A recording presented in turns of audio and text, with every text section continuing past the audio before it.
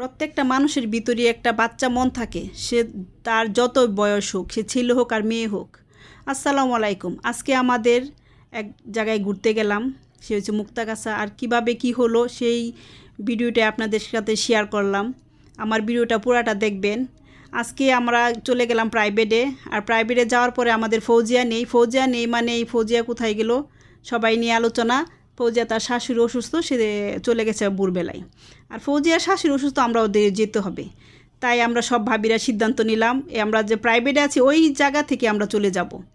তাই তাড়াতাড়ি করে আমরা কিছু ফল নিলাম, নেওয়ার পরে ওইখানে আমরা একটা পালকি গাড়ি, ওটার মধ্যে উঠে পড়লাম। আর এর মধ্যে মাঝখানে একটু দেখলেন ভাড়াটা নিলাম। আর এর ভিতরে একটু খিদা লাগছে, তাদের কিছু খেতে হবে। আর আমরা যা ফল নিলাম তাই মোটামুটি খাওয়া হয়ে গেল। ফৌজিয়া তুমি দেখো, তোমার ফল কিন্তু অর্ধেক এরা খেয়ে ফেলছে। এই চলে গেলাম আমরা, নেমে পড়লাম আর কি ওই মুক্তাগাছা। এখন আবার অটো দিয়ে তাদের বাড়িতে যেতে হবে। আসলে এই দিনটা আমাদের একটা অসাধারণ একটা স্মরণীয় দিন থাকবে। আসলে ভাইদেরকে ধন্যবাদ যে এই 5 মিনিটে সব ভাইরা রাজি হয়ে গেছে, তো তাড়াতাড়ি যাওয়ার আমাদেরকে অনুমতি দিয়ে দিল। তাই ভাইদেরকে স্পেশালভাবে ধন্যবাদ। এই যে ফৌজিয়ার বাসা, চেয়ারম্যান কুটির বাড়িটার নাম। আর এই যে ফৌজিয়ার শাশুড়ি, মাশাল্লাহ খুবই সুন্দরী ফৌজিয়ার শ্বশুর। আর আলহামদুলিল্লাহ শাশুড়ি একটু ভালো, শুনে আমরাও খুশি। তারপরে দেখলাম যে আমাদের জন্য একদম পুকুর থেকে মাছ উঠানো হলো। আর বুঝেনি তো, গ্রামের একদম তরতাজা শাক সবজি রান্না করছে। আর এগুলো দেখে ফৌজিয়াকে আমরা রেখেই চলে যাচ্ছি। তার মাঝখানে একটু তার জেঠি শাশুড়ি, ওনার সাথে কথা বললো। গ্রামের মানুষ যে কত সহজ সরল, কত ভালো মনের, এটা আসলে গ্রামে না গেলে বোঝাই যায় না। তার মধ্যে আমরা এই দেখেন একটু শাক, সিম গাছ সব কিছুই আপনাদের সাথে শেয়ার করলাম। আর এর মধ্যে চলে গেলাম আমরা সবাই মিলে একদম সরিষা খেতে।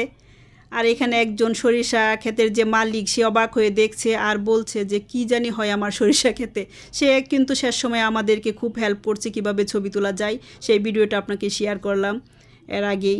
আর দেখেন প্রত্যেকটা মানুষের মনের ভিতরে যে একটা বাচ্চা মন থাকে, এই দেখেন আমাদেরকে না দেখলে আপনারা বুঝবেনই না।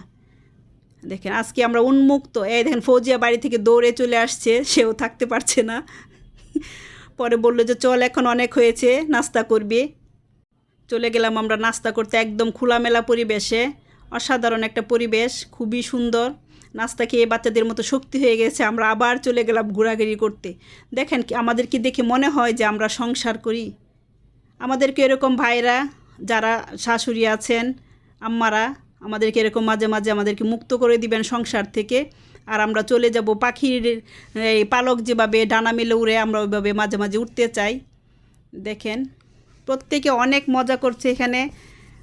একদম গ্রামটা আর ফৌজিয়াদের শ্বশুর বাড়িটা অসাধারণ সুন্দর একটা বাড়ি। সব কিছু মিলে এখানে পরিবেশ, সব কিছু মিলেই আসলে অসাধারণ। একদম আমরা খুবই খুবই একটা ভালো লাগার জায়গা। আবার যে কোনো সময় ফৌজিয়া চলে আসতে পারি। এখনও আমরা এখানে একটু ছবি তোলা যা হয় আর কি, স্বাধীন পেলে যা হয়। আপনাকে খুব মিস করছি প্রতিটা সময়।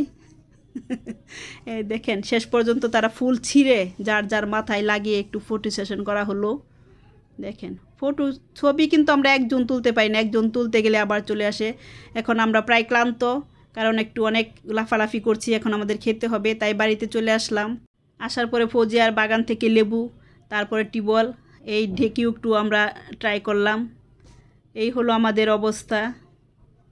এই চলে গেলাম একদম পুকুর থেকে মারা মাছ, মাংস, সবজি, এত মজার মজার খাবার, অসাধারণ খাবার সবগুলোই ছিল। ফৌজিয়া তোমাকে, বিবার আব্বুকে অনেক অনেক ধন্যবাদ এত মজার মজার আয়োজন করার জন্য।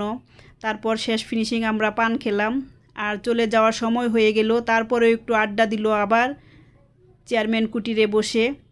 এই হলো আমাদের ভিডিওটা। আমাদের ভালো লাগলে অবশ্যই লাইক কমেন্ট শেয়ার করে দিবেন। ধন্যবাদ সবাইকে আমার ভিডিওটা দেখার জন্য। আল্লাহ হাফেজ।